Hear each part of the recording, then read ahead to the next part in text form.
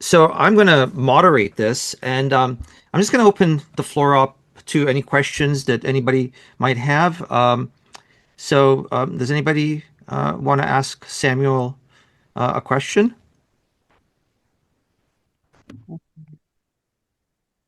Preferably by raising hands, right? Yeah, So that they can you go please online. raise your hands using the Zoom application. Well, okay. Can I start by asking a question? Yeah. I'll start and maybe inspire others to ask a question. So, you talked about money depreciating over time. So that is built into how money works.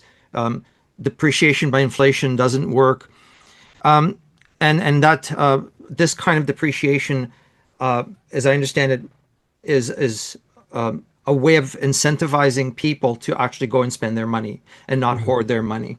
hmm But it occurred to me that let's say that you don't need to spend all your money, right? It's not a matter of wanting to hoard. You simply are spending and buying everything that you need. You're not hoarding, and even though you're spending as much as you need for everything that you want, you still have money hmm left over. Yep. So the way you articulate this system, you're kind of at a disadvantage. Your money is going to depreciate, even though there is no reason for you to spend it. I guess you can give it away, but you did suggest that, well, you can invest it in stocks, for example. There's no interest, but at least, well, you can put it in the bank, I guess, and you get no interest, hmm but you're not losing any money. Yeah. Is the way you explained it, or you can invest your money, I guess, in stocks and potentially actually get more money. Uh, uh, Well, they would tend towards being equivalent. So basically, if I think this is what your question, if you were to try to invest in stocks, through the method that I was talking about, um, stocks will no longer provide profits, right? The mhm, dividends to those stocks. On average, there's going to be ups and downs for every company due to different shocks, due to different factors. But on average, the positive sum profits are going to dwindle down to zero sum. And so then if you were to properly diversify by putting your money into a mutual fund or an index mhm. fund or something, or just into the bank where they handle things like that, then you can expect the expected value will be 0% return. Right, right. So no matter how you invest your money, you're going to get 0%, and if you don't spend it, it's actually going to depreciate. If you don't, if you're just holding off onto it and putting it in a safe, then yes, it will depreciate. Yeah. Yeah. Okay. So how you know how does one create profit? Like, where does profit come from? hmm So yeah. Yeah. So like I said earlier at the start of the presentation, profit is kind of there's two different meanings with the word. Mhm. Like one part of the word, and I think this is kind of the socialist take on the word, is profit is equal to unearned income, right? So in that sense, the unearned income side, this will remove that. So that's, dividends, interest, all that. There's another side to profit, however, which I prefer to use as the definition, which is, when I buy something, or let's say, I'm trading something with somebody else, or I'm buying something. When I buy something, the reason why I'm doing it is because that thing that I'm buying helps me more than the money that I have. Mhm. And the money that I'm giving to that person helps them more than the thing that they were selling does. Yeah. And because it's mutually beneficial, we are able to make the trade. Otherwise, it's theft, right? So because it's mutually beneficial, we are both profiting in the sense that I like to use the word. So when people specialize, like I said in the beginning of the presentation, we are able to have jobs. A job is essentially our specialization. Hmm. When people specialize and then come together to trade Hmm. our products, that trading is mutually beneficial and it essentially profits both of us, right? Hmm. That's why we're doing it because I profit and you profit. So we come together to profit together.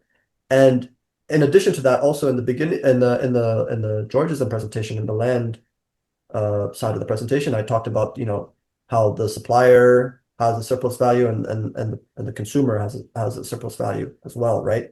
And where those values meet is where the price gets um, discovered to be, right? So it's both of those things, right? The two surplus values, um, both on the consumer side and the producer side, they are there because for the producer, it's very easy to produce the things that they're producing because they're specialized and Hmm. efficient. Hmm. And for the consumer, they demand that thing, but they don't have the ability or the specialization to produce that thing, and they really need it. So they would rather buy that thing than make it themselves. And so the ability to buy that thing at such a cheap price compared to Hmm. the price it would take for them to produce it themselves is beneficial for them.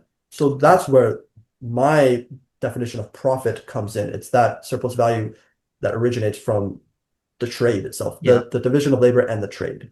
Yeah. So And that's I, why we need to maximize trade in order to maximize prosperity in society. and I do follow the argument you're making. I'm just going to get one more clarification, then I'll let Rick ask his question. The clarification is this system, as I understand it, essentially makes it impossible to become wealthy. It makes it impossible to become a rich human being in the sense of having an immense amount of wealth. Would that be Well, correct in that? it's kind of like pragmatically, I would say yes, because a lot of the way wealthy people earn wealth today is through these means. But like technically not really, because you are able to earn wealth as people do through labor.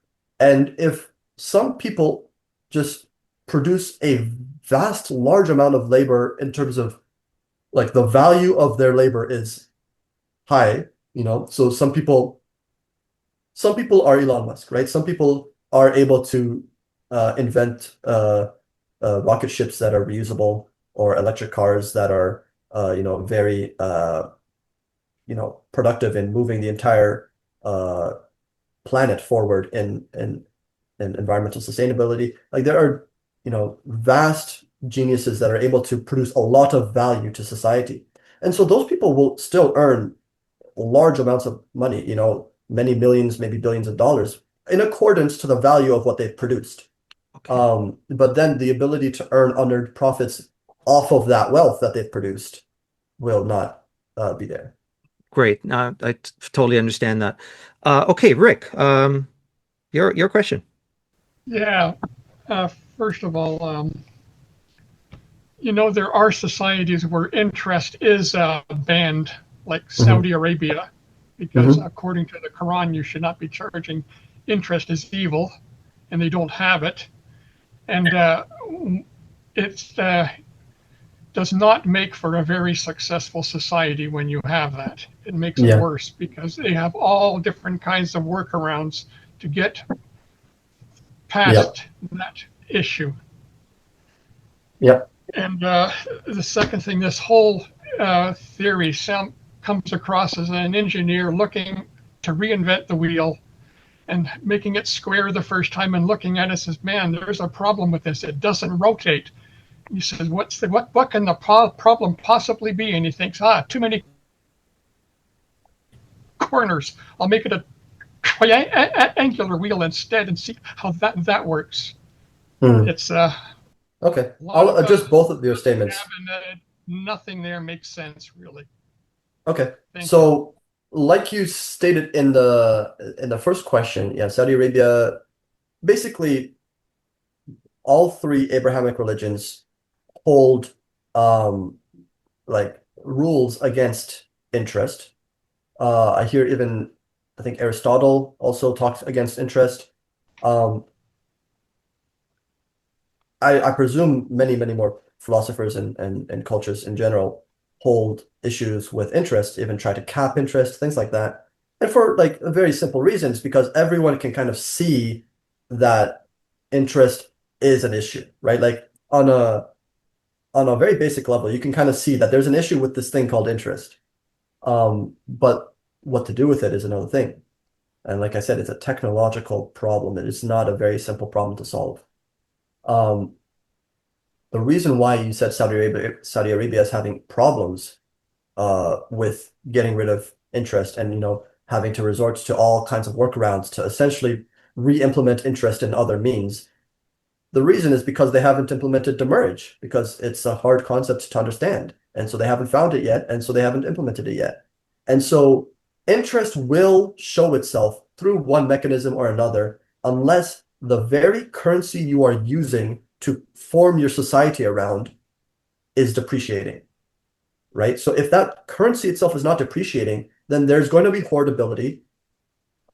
And unless you're combating that through massive inflation, you're going to have to go through other means in order to circulate money in your economy.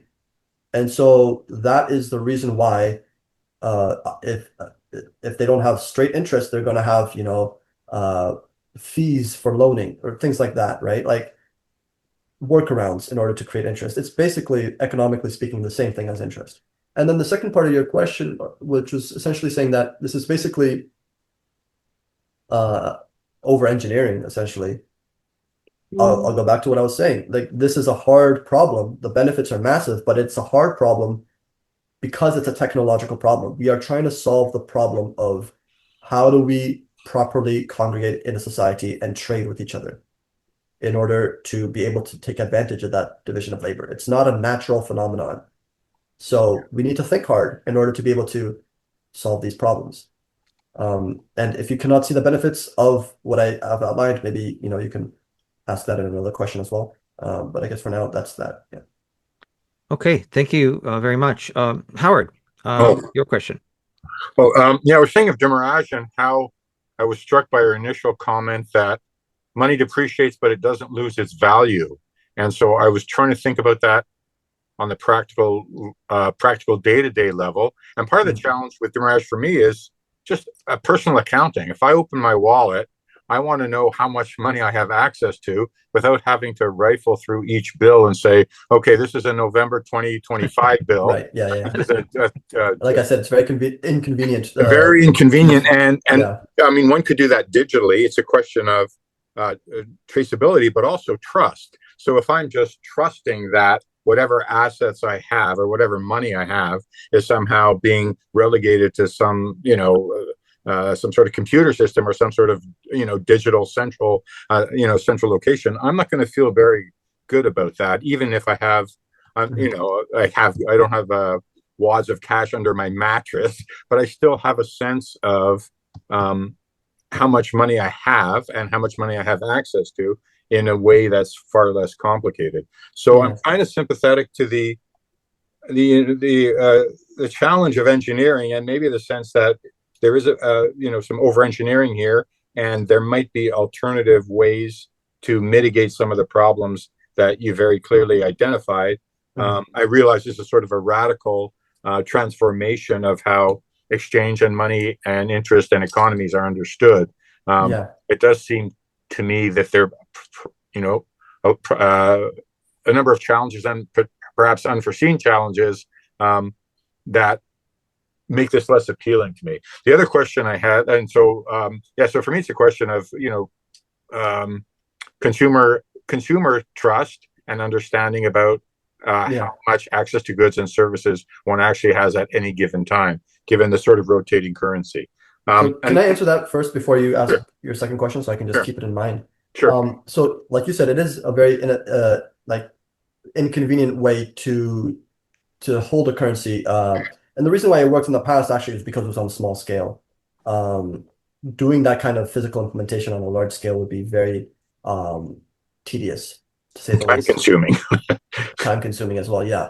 So you stated that, even though you don't hold all of your money in your pillow, you'd still rather, you know, ensure that the money that you have is kind of traceable. But you kind of spoken already to that, right? Most people hold like 99% of their wealth in banks in digital form, and to this day don't have a problem with that. But all of a sudden, when we try to make that the main form of currency, um, now there's an issue. You could talk about, holding onto some sort of two forms of currency, a physical and a digital, like we have today, and implementing demerge differently on both. Or you can talk about different ways of implementing demerge. I only went over three. There are two others that I've personally come up with that I think would be interesting to hear. I just didn't want to go too in depth for this presentation. I just wanted to keep it kind of high level. But there are other methods that you can kind of conceive of to try to implement the same effects as demerge without even having a depreciating currency in the first place. So one way, for example, would be you can do it through law. You can legally state that all contracts are going to be inflation adjusted.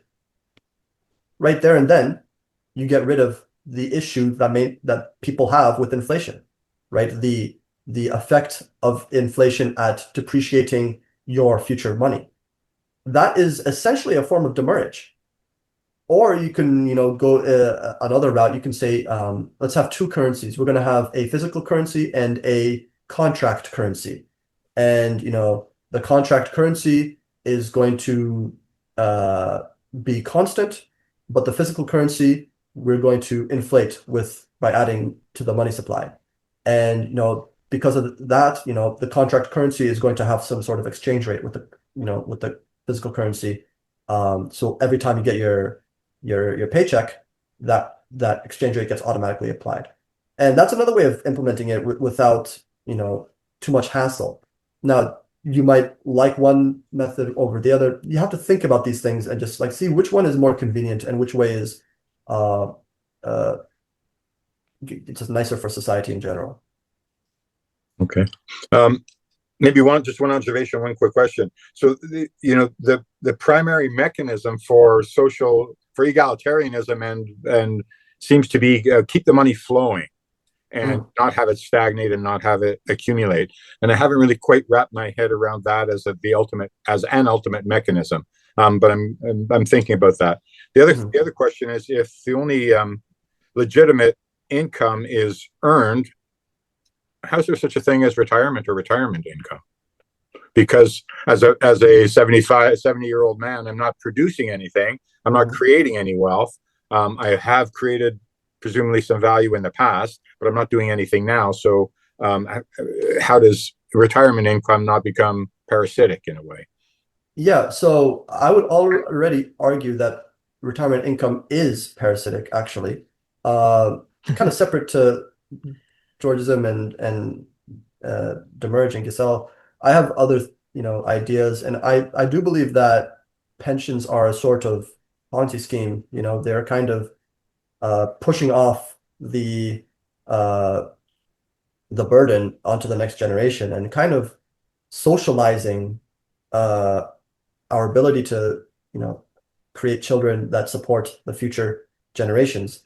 And so that's one of the reasons why we're seeing all over the world in developed nations simultaneously a child like a population crisis and a inability to support the pension. And you'll see articles all over the world. They say, oh, we're having a population crisis. We won't be able to support our pension with this dwindling population. No, it's the other way around. The fact that my children are being forced to pay for other people's pensions is the reason why it's harder for me to have children, which is why I won't have children, right? It's that communizing effect, right? Where when you earn, when the value that you earn gets given to someone else, no one wants to work, right? It's the same thing. And so already right there and then, I don't believe in pensions. I believe that they're detrimental to our society and our ability to sustain a population. Not only that, security or people who are incapable of producing economic value. yeah, I'm okay with people who are, in some ways unable to produce value if they have some sort of health issue or disability, they get taken care of. That's completely fine. But if you as an able-bodied person were able to, have a fulfilled life because, everything in the economy was perfect, as I hope to kind of create one day, then you should be able to have an investment for the future. Either you save for the future physically by saving your wealth in a mutual fund that is meant for you, or you invest in the next generation, and your next generation helps you out, and that's how it's done all over the world before pension plans, and it's worked fine. As soon as the first pension plan gets implemented in Germany, all of a sudden, right there and then you see populations drop. And so that is not sustainable. It is a Ponzi scheme. Yeah. Thank you. Okay. Thank you very much for that. How do you raise your hand, Ronan? There is an option down at the bottom on the menu. I can't find it. It's under reactions. Yeah, so it's I can't called find it. I'm on an React. iPhone. It's I'm on called an iPhone. React. I Okay, want to so ask a question. okay, so John, I'm going to let Claude first of all ask a question, and then I will let you ask your question without actually raising your hand. Okay? Yeah, so John, go before me, right? I put my hand up, but you go before me, John, all right? Okay. So, but I'm going to pass it on now to Claude for the next question. This is Claude speaking. Claude, I'm sorry. My So, apologies, Claude. That's fine. It was quite fascinating. When I saw the word démirage on your slide, I went, what the hell is that word? So I looked it up on my phone, and it led me to an example of démirage currency, which is presently in use in Germany. It's called a Chiemgau, Chiem Gauer, Gauer. Apparently, it's been around since 2002, and about 500,000 people use it in this one community in Bavaria. Okay. And it's designed, current. yeah, it's a form of alternate currency. And it was actually developed by a high school teacher and 6 of their students as a project. And it's now being used by hundreds of thousands of people in this particular community and in the 50-kilometer environs around the community. And they say that this particular money is intended for employment creation, such as it provides a means of employing people, students, and volunteers that are hired to work using this income, promotion of cultural, educational, environmental activities, promotion of sustainability, strengthening the solidarity between local shoppers and businesses, stimulation of the local economy, and as a form of express money. And so the idea that because after 90 days, it starts to drop in value and drops about 6% in value over the space of a year. That's the way that they've programmed it. It ends up that it encourages people to use it quickly. And the face value when you purchase it is 1 Chiemgau is worth €1. And they generate several million euros value. And they've done it in such a way that you can convert back to euros, but more than half of the businesses don't do it. They say, this is good, we'll just keep using it. And it just rotates out. They have a digital version as well as a paper version in denominations from 1 to 50. So I just found it intriguing. There was one little place on the planet which appears to be using it. It would be intriguing to study that more in more detail, because the theoretical basis, it's very difficult to get your head around, as I've heard from Howard, for example. So it might be more intriguing to have an example of the practical application of how this is being done. I don't know if you had examined or heard about this, but it would be worth looking into it further to see exactly how does it work in practice. And it appears it's a supplemental express currency in addition to the currency we now have. Yeah, that's a great find. I have been looking for examples of this in action. It's very few. Very few. What I did find was certain implementations on blockchain of this kind of thing, but I didn't see where they were being used physically in a location. So this is a very great find. It has been tried in the past, like I said earlier, and shut down. So one of the main like experiments of this was in a town called Vergel, I think. Excuse my German.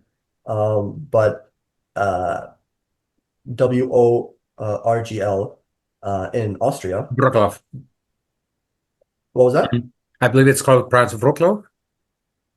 Perhaps. Anyway, whatever. Okay. I wouldn't know. I'm not the person to go for pronouncing that. But in that town in Austria, in the midst of the Great Depression, Samuel Yigzaw, he was active during the early 1900s, kind of on the tail end of Henry George, and he was a Argentinian German. So he spoke, I believe, both Spanish and German. And the currency, the name of the currency idea that he gave it, it's not demurrage, it's I believe Freigeld, free money, Freigeld. Freigeld. Okay, Yeah, free gold. free gold. Yes, essentially. Freigeld. So that was tried in the middle of the Great Depression as an experiment. Someone read up on him and tried it out to see if it would speed up the economy. And it worked in much the same way that you're describing right now, actually. It completely reversed the effects of the Great Depression. Remember, like people were starving, people were unable to work, unemployment was at massive highs. And all of that was reversed in that town. But then the experiment was shut down by the Austrian central bank. So yeah, Yeah, and it it was a great appears this tragedy. this particular money has been around since 2002. Mhm. And apparently in 2009, I just found another one. It's called the Stroud Pound. And it's in the city of Stroud in Gloucester in England. And they've developed something similar. And again, it's basically a localized currency that the locals use in order Mhm. to help stimulate their economy and provide for services and provide additional income, in effect. It's an income Yeah. creator. It's really amazing how the common people are able to kind of buy into this theory and buy into this, idea and try it out and then, get amazing results. Usually this is kind of complicated. I wouldn't really expect this to be coming from grassroots. I would expect, economists and financial planners and, politicians to be able to understand this and implement it. But maybe there's a conflict of interest there, I don't know. But to be able to see this coming from the grassroots, that's another route of going about spreading this knowledge by, being able to point to this, and that location that have tried it and are able to see success. Because I Well, must admit, I was listening. There's a series of books that were turned into a radio and television series called Letters from Wingfield Farm. And it was Mhm. about a banker that decided to go and settle on a farm somewhere in southern Ontario and farm. And he developed a form of currency for his community called the Walt, because his first name was Walt. And they used to distribute this around. And that's what made me think, my God, that sounds like Demirage currency. Okay. Claude, before we move on, I just have a question for you. Yes. How do you know how they keep track of the devaluation of the currency? How did they do it? Yeah, Well, especially based the on physical what one. I'm seeing on this Wikipedia page, they have most of it is digital now, but there's a record based on the amount of days. The money retains its complete value for 90 days. And after that, it goes down by a specific. So there's a Yeah. date stamp. That's why they call it the stamp money, Mhm. which when the money was issued. And then you just calculate based on how many days after it was issued. And it Probably loses. like a table, right? Like a calendar table. Like on Yeah. this date it'll be worth this amount, on this date it'll be worth this amount, kind of Yeah, thing. and so after 1 year, it's down 6%. Mm. But the idea is that it doesn't encourage you to hang on to it. I think Yeah. that's the whole point. You want to be able to use it and actually use it as a medium of exchange. And so when the money is its full value for the first 90 days, it must be flying back and forth. It might be interesting to actually study it in greater detail and see how it works. And that it's a small town called Prien Mhm. Okay. in Well, Bavaria. thank you, thanks, Claude. That's Thank excellent. you. Appreciate it. Okay, John Cummins, are you there? Yeah. Oh, okay. There you go. I didn't see your face, but there you are. So let's your turn to ask the Yeah. question. I just made some comments in the chat section. I'll read them and get our man's opinion. Like, to me, it's the Wizard of Oz parable, which was written as a parable after the Great Depression.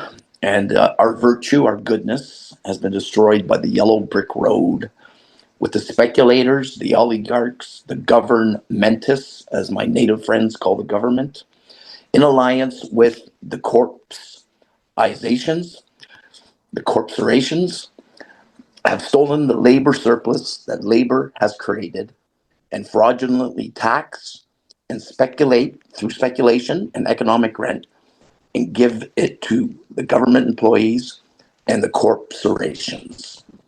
Bureaucracy and greed, called conveniently as enlightened self-interest, a legal fraud to steal the surplus. We have been divided and conquered psychologically. We're no longer in chains. We think we're free, but it's the Wizard of Oz lizard behind the curtain, destroying our virtue and stealing the surplus for the few. It's called capital markets, which gives the surplus to the institutions that have access to the capital markets that people of enterprise, we the people that create the surplus, don't have.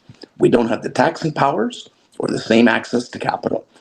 Now, I'm going with Leonard Cohen here, who says the dumb do what the dumb do. I hope it's not planned corruption, but Leonard wasn't sure. Yeah, so couple things there. I want to make sure that I'm very clear when I say that I have nothing against markets as a mechanism for people to come together and trade, because I love trade. Trade is what makes us all, able to benefit from each other. As long as, again, we remove um, the issues that create stagnation of trade, stagnation of competition, and we remove issues such as faulty property rights that allow some people to earn wealth for parts of the commons. But alongside that, your comment about, this could be some sort of part of, the government or the wealthy taking advantage of the rest of society, that seems very likely to me, right? Obviously, it's against their interests for the economy to be fixed, right? Because they're earning from it. And so the real only way to go about it is through education, I believe, like to be able to say my piece about how I believe the issue can be resolved, and to be able to have it logical enough that it cannot be refuted. And the issue I see with a lot of kind of general socialist uh, talking points is that it's easy to refute them because they don't have, according to me, the correct solution. And so, they'll fail here or they'll fail there, right? They'll throw out markets or they'll throw out property rights or things like that. And I don't believe that those are the right roads to go down. Our current economy is messed up, yes, but that doesn't mean we need to throw out the baby with the bathwater, right? So because anyone who tries to fix the economy ends up, doing other things that, I would argue make the economy worse. These attempts at fixing capitalism end up being straw mans. And so any attempt, even an attempt such as mine, would just be, called socialist and then just thrown out because we've tried that before. Yeah, I did an analysis 5 years ago to try to pay my employees the same benefit structure as, say, a fireman, a teacher, a policeman. Mm. And my rates at my shop, and I pay well, like, not enough to buy a $1.2 million house in the GTA.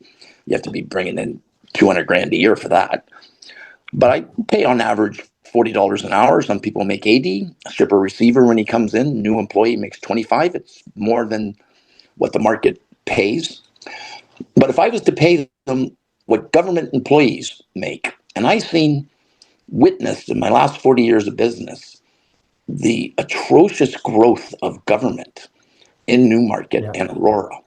It's just disgusting that if I was to pay my employees their benefit package, pension, everything, my rate of labor would have to go from $110 an hour to $475. So I'd be out of business. And I'd have to charge cost of goods, go from $1, then I try to make $1.50, and it's tough in this economic environment to do that. I'd have to go from $1 to $7.50. So tell me that we haven't been, that it's maybe it's not corruption, but it's Oh no, it it's definitely is. I wrong. also have a lot to It's say wrong. about our It's political wrong. system. It is, we We think don't we live want in a people hanging democracy. We do from not. piano wire. That's the last thing. It's got to be a Gandhi revolution, but I'm not sure how you do it. Yeah, our we have no ability to have any say in where our tax money gets spent on, what our, policies are. We just essentially pick one of two parties every 4 or 5 years, and that's it. We really Well, don't have a say in up the in the direction reserve, of which I lived half a year, they call them politicians, not politicians, but politicians. yeah. They got lots of names for lawyers too in the legal system. And if you go to the legal system and see what's going on there, do you know how much it costs to take a kid that is on drugs and he steals $5 out of a dollar store and goes to jail? 100 grand a day it's costing. And now the prison system's getting privatized. It's all money, money, money. It's ridiculous. A 5-year-old could run the economy better because he's more virtuous than these politicians. Yeah. Thank you. They don't So seem to care. that's a problem with politics, and I have much to say on that, but I just want to keep this on at least the economic side so we can kind of scope this talk a little bit, right? Yes, absolutely. Thank you, John. That was very interesting. So we're going to move on to John Smithen now. Yeah, thank you. And first, Thank you, can Claude or Claude put his Yeah, hand down? Claude, can you please put your hand down? Claude? I did that. Don't worry. Yeah, okay. Okay, thank you. Thank you. Yeah. So first of all, I'd like to thank you, Samuel, for a very interesting presentation, as always. Thank you. Just for the information of everyone here, the first presentation was on Georgism per se, right? Which and that is on the API YouTube channel. So actually, I think it would be useful to look at both together. So I just wanted to thank you for that. Thank you. I just will make a remark that I think that I've learned from your presentation today that I'm probably the worst of all possible human beings that exist on the planet. Number one, I'm a retired person. Number two, when I wasn't retired, I was a professional monetary theorist. And you're probably a homeowner and a landlord too. Yeah. And yes, just recently I've become a major landowner in northern Ontario, not southern. That is thanks to my my crack real estate agent, whose services I do recommend, namely Alan Marchenko. Congratulations. Oh, very nice. Yeah. So like I'm feeling really bad now. John, don't forget the fact that you are benefiting from a huge Ponzi scheme, which is a good pension. Yeah. All of this stuff. I don't fault you for taking advantage of what's available to you. That's not what I'm trying to say. I'm just trying to educate people on what the issues in the economy are so we can vote them out. I just thought I would, inject element of. But I'm doing the same thing as you. Like I'm trying to, earn as much money from interest as possible by investing in stocks and bonds, Exactly. and, not spending my money in the economy like usual. And eventually, I would like to become a landowner because I know that that's what it takes to become wealthy. And so I have to play the game if the game is there. I don't fault anyone for doing that. But as long as the economy is the way it's set up to be, the least I can do is at least try to spread the message. It was my remarks were somewhat tongue in cheek, But thank you, John, for doing for the purchase. Yeah, exactly. At least I'm making the money work, I suppose. Anyway, I do have and it's quick fire questions, really about implementation. The number one, the first question I ask is: will the central bank still exist in your system? That's number one. Let me go into the second one. Number two, if a central bank does exist, will it be a national central bank like the Bank of Canada, or will it be a supranational central bank such as the ECB? Number three, again, assuming that central banks exist, what would be the preferred value of the policy rate of interest of that central bank? As you probably know, there are two alternatives, at least on the radical side of things. There's the so-called zero interest rate policy of MMT, right, which would have the policy rate at zero. Of course, if there's no central banks, I guess it all disappears. The other one is what I call a zero real policy rate of interest, which is that which other people have named after me, the so-called Smithen rule, which is that the nominal policy rate minus the currently observed inflation rate should be zero. Which would you prefer out of those two? Of course, if there's going to be no central banks, it would all. Anyway, those three questions. Okay. Can you go over question one again so I can? Question one is, will central banks still exist in the system? Okay. So yeah, central banks, like basically one of the slides I skipped over was the theory slide, just to keep it light. Yes. And one of the conclusions of the theory slide was basically that there's going to be two economic levers in the economy. One of the economic levers is going to be instead of the interest rate, it will be the demurrage rate, right? The rate at which money is depreciating. Yeah. It's another issue as to why a physical implementation is very hard, is because if you want to kind of, experiment and tweak your demurrage rate, it'll be much easier in an electronic form. So the demurrage rate is set to track. So essentially, as demurrage increases, the demurrage rate increases, the interest rate will drop correspondingly. And I think so I don't know if anyone's come up with this, but my internal hypothesis is that the demurrage rate plus the interest rate plus the inflation rate will together be a constant value. And that constant value is essentially, it emerges from the average rate of depreciation of goods and services in the economy. So it's a physical value in the real world, and that manifests itself either as inflation, high inflation, or as interest, high interest, or as demurrage, right? Yes. So you can kind of have all three to varying amounts, but you can balance them off. And so as the demurrage part increases, the interest and inflation parts will decrease. So in order to in order to stabilize interest at zero, you'll need to adjust the demurrage rate. And there might be smarter methods of doing that, so that you don't have to play around with the demurrage rate. You can kind of have the interest rate fixed at zero, like physically fixed, and then have the demurrage rate float around some value around maybe 5% or whatever. Whatever mechanism you do, there's probably a good way to have that happen. Your second question, will it be a national bank or a supranational bank? I mean, it can go either way. The main concern here is that currency is, like I said, through that chain of reasoning, it is a part of the commons, right? It is one of the leading reasons for the formation of society itself. So if you can create a society that agrees with itself, right, and is, able to, commune with each other and form laws with each other, then that community should be able to control its monetary system. Now, if that is nominally a country or a League of Nations of some sort, I don't think that matters. But just the ability to be able to control your own policies should come with the ability to be able to control your currencies as well. And then your last question was, do I want the interest rate to be zero, or do I want interest minus inflation to be zero? Yes. And yeah, I'd want both, actually. Like both. Interest to be zero. Well, and inflation also has to be zero, inflation, yeah, and inflation, interest minus inflation to be zero, because the inflation is also zero. So yeah, both. Yeah. Okay. Yeah. Thanks. You're welcome. Okay, thank you very much. Tori. Hey, can you hear me? Yep. Yeah, good. It's great to be back. I love this discussion.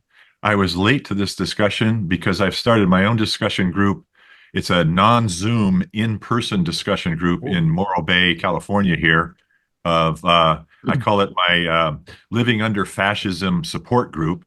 And there's a lot of people who really love being there. It's a good dynamic group. I've had it going since April this year, 2 months after Donald Trump took office. So it's been a good positive thing. But I have to say that this has been a great discussion. I love really you all have been getting down to the brass tacks of financial and currency reform, and talking about, even like John Cummins, as an entrepreneur, paying above market wages and so forth, and pointing out the spread of government overpaid retirement funds, and even for that, uh, public employee retirement funds as being one of the factors of the inequality and income and wealth today in the in Canadian, American, and advanced economies. Um, so I really appreciate this discussion. Thank you. And I basically want to say that a couple of items. There is the idea of, and I totally agree with the spirit of Samuel's effort here to let's reform our system of finance and money and banking so that we don't have this basically exploitation, and extortion that essentially is what financialization and inflation really comes down to is basically raising prices because one has market power to do so and dominate people. So I really support the ideal and the effort to reform the financial system, and that's what we're in the problem today. I liked John Cummins' reference to the Wizard of Oz, and we've been the advanced countries have been trying to figure out a fair and honest financial system for hundreds of years, at least since Adam Smith, but certainly since the Italian Renaissance, when the Italians invented modern money with banking money. That's our problem. Now we have a problem, especially in the United States, that has been taken over by, the people who are pro deregulation of finance and the expansion of government, and just a very degenerate kind of monetary system. So, one other point is that there are. I don't know if we're ever going to get away from multiple currencies. I think there's money and banking kind of emerged in an environment of multiple currencies. The Europeans trading with the East, they were obviously trying to do trade in different currencies, and so banking emerged by having correspondent banks in multiple countries being able to do the currency exchange at the local level. So, and to the point about, like Bavaria, and I think even in Switzerland, there's a complementary currency, even though the official currency is a Swiss franc. There's also a Swiss Weir, W-I-R, the Swiss Weir, which is a local currency. I don't think they'd use Demirage, but there's an alternative currency just used locally, not, over international boundaries.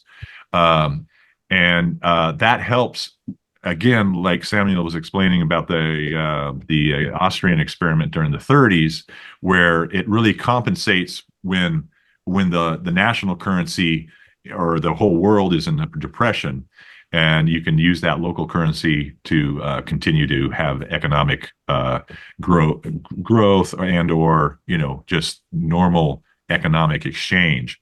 So anyway, I don't know if we're going to ever get to a single global currency. I think multiple currencies are a good thing to counterbalance the degenerate pathological patterns that can happen with one currency or another. So anyway, the most important point is that this has been a great discussion. I really appreciate it. It's great to be back into the API thing. So thanks to Ala, John, and Ronan for continuing this process here. Thank you, Tori. Okay. Are there any other questions? It looks like we run out of questions, Mr. Ronan. We have run out of questions. So, Samuel, thank you so much. That was fascinating. I love the way you held your own and answered every question really well. It was really interesting, and clearly, for that matter. I'm not an economist, but I understood, I think, almost everything you said. Thank you so much. Thank you, Samuel. It was very interesting. He said he might be doing the third part, but he doesn't know what exactly it's about. Just to keep your Yeah, interest going. I do Thank have a Yeah. third section. It is an idea in progress, and I don't have a 19th or 20th century economist to base these ideas off of. Basically, during my last presentation, Ronan, actually, one of your comments, and I think someone else's comment, I forgot who, talking about Amazon and where Amazon's wealth comes from. Like it really struck a chord with me, and I was thinking, there is some real substance to the wealth that certain tech companies can have that doesn't seem to come from, like lending or interest rates or anything, or land ownership. And so like seeing that that could actually be a real imbalance in how wealth is earned, I tried looking into it, and there really seems to be a very fundamental um, economic value to, I guess, broadly speaking, information, whether that's IP, whether that's data, whether that's even like knowledge, and if you can characterize knowledge in a economic sense. Information, broadly speaking, seems to hold a lot of economic value. And the way that we are currently monetizing or I guess um, determining property rights over information seems to be inefficient and not as good as it could be. And I'm not saying that I have the answer. I'm still thinking about it deeply. And I do want to be able to come back here and give an answer once I do have some sort of logical analysis of what the issues are from first principles again, as always, and what this possible solution could be. But yeah, that's just thoughts in my head at the moment. And hope if I do come back, it might be about that. Okay. May I make a comment, Ronan? Yeah. Absolutely. Go ahead, Tori. And your comment will be the last, I guess, for the night. Okay, well, Samuel, I would suggest to your quest here um, about information being valuable. Yes, I would suggest that again, financial markets um, are are based on valuing perceptions of economic Mm. uh, viability into the future. So all of those fortunes that the tech bros have made have all been IPOs, have all been stock related. Even the non-tech bros, the Iger of Disney, who the stock buybacks. All the inequality in I mean, not all of it, but a large proportion of the inequality of wealth have come from the stock market. And I think you really need to look at that. Pardon me for a sec, but got dinner on the stovetop there. But Nice. the making huge fortunes. You talk about Larry Ellison, Mark Zuckerberg, Peter Thiel, Jeff Bezos, what have you. The richest people in the world have come from their value is in the value of their stock shares in the companies they started. So it's Yeah. not, and that value is because the whole world has, from Japan to Spain to wherever, Saudi Arabia have purchased those stock shares. So it's all because their perception that that's going to be, a income producing company is what the value is. So just take that into consideration. Yeah. The I mean, really extreme wealth technology companies do tend to have a high like valuation. earning to profit ratio or things like that.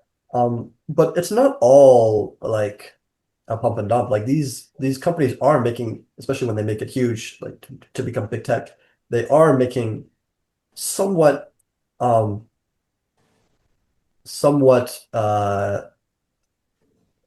like corresponding levels of income like to their valuation. And any additional multiples on their valuation is due to a perception that their value will increase into the future. I think the true cause, it's not like a speculation that's causing, massive amounts of wealth. It's not like people are making guesses or gambling. I think it's these companies have true value inside of them due to the fact that they're able to, have large network effects. For example, that's one of the main issues that I mentioned in the past. Network effects where, for example, a social network will Yeah. have users. They'll oftentimes forego profit in order to acquire users in order to get that network effect going so that they can block out other people from the market.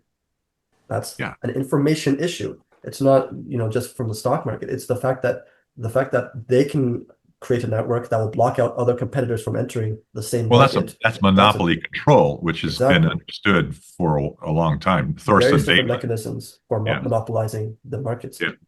Yeah. Whether it's network effects or whether it's IP, blocking out competitors using IP instead of network effects is another way of doing it. And not to say that IP isn't useful, but there should be a way to make it more economical. And that's kind of the route that I'm trying to find here. The other thing we might want to think about too is also ecology and the effect of technological expansion. So just think how sort of planned obsolescence is built into Apple products. Yeah. And so, the part of the information system is a culture around technology and around acquisition and the sort of validation of technological instruments. And the downside of that, there are huge ecological costs, and those also have to be also have to be filtered into the presumption of ongoing growth. Definitely. So that's Exactly. another challenge. And that's getting more into the Georgist side of things too, right? With like negative externalities and things like that not being properly compensated for. Yeah. Okay. And I'm not even sure market mechanisms can do that, but right. Okay. Thanks, guys. So Ella, do you want to basically end the session, or? Yeah, I just want to thank again to Samuel for the great presentation with quite many interesting points. Thanks for doing that.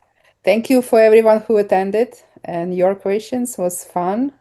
Hope you get something out of it. I did. And thank you, Ronan, for moderating. It was very good. And looking forward to see you next time in November.